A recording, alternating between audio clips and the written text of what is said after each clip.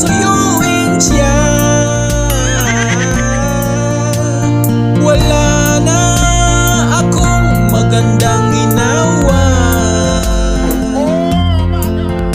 Sarap mong isauli sa iyong magulang. Kung misis mo tililing ay tumino ka. Iwasan mo ang iyong mga barkada. Ang kailangan ay laging matunurin ka.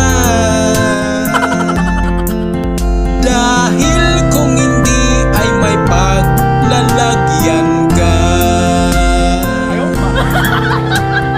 Misis na tililing ay hindi maganda. Araw-araw ay laging nakabunganga. Para siyang dragon sa kalangitan. At para siyang leon sa kagubatan.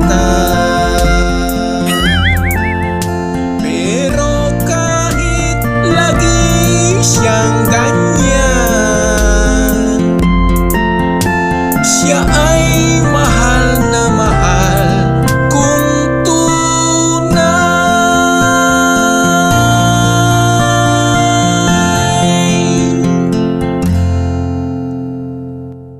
Hindi totoo yan.